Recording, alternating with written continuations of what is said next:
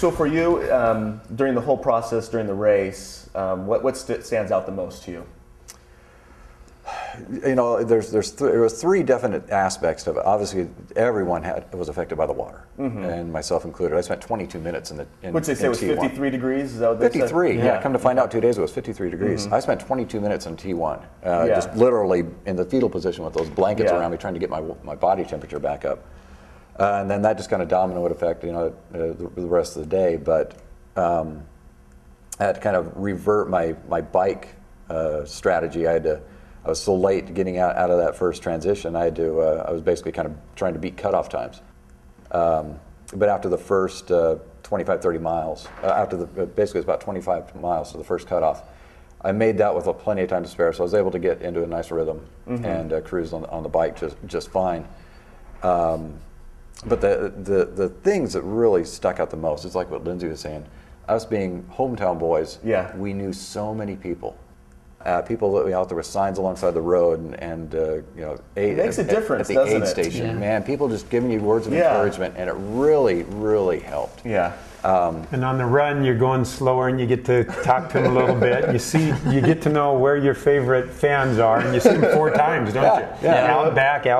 Those are, you know, for me, you know, those by the time I'm finished in the marathon, it's dark, and those little things off in the distance, a little oasis coming up there. You know, just I can see this little oasis.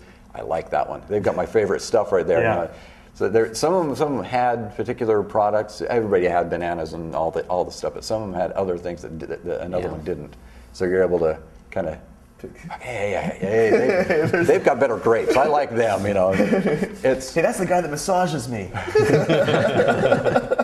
They had some aids, whether it be the Wintercrest stuff or Vaseline or something like that. One guy might have been out, and the other guy had it. These guys had potato chips, and these guys didn't. You know? So it turned out to be really, I hate to even say it, really enjoyable when I was on the marathon course, and I'd never done a marathon. And people were saying that they'd look at me and they kind of shake their heads. You've never done a marathon?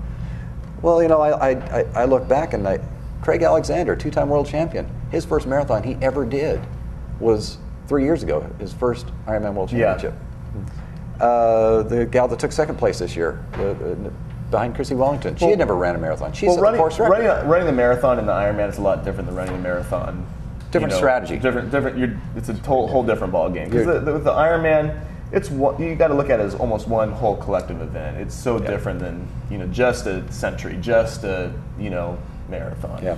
And as a runner contemplating whether I wanted to do triathlons or not, I'd see some of the top marathon times for Ironman athletes, and I'd be thinking, oh man, that guy's world's best at the Ironman in Kona. I could do that. You have no clue until you go try. Now you have a totally different perspective. You're right, they're not the same. A marathon and an Ironman is not like a marathon by itself. That marathon was just, I felt great. I really did. Don't get me wrong. You're fatigued, you're dehydrated, your feet hurt, your legs hurt, my lower back. That was one of the things that hurt the worst was my lower back. Okay. But when you get to that finish line and you hear Mike Riley, the Ironman announcer, saying your name, and that you are an Ironman, and you're going down that finishing chute, and it seems like those bleachers are endless. And you're just going down that finishing chute, and everybody's just screaming at the top of their lungs, and your name is being announced, or that you are an Ironman. Chills. There it is. Goosebumps.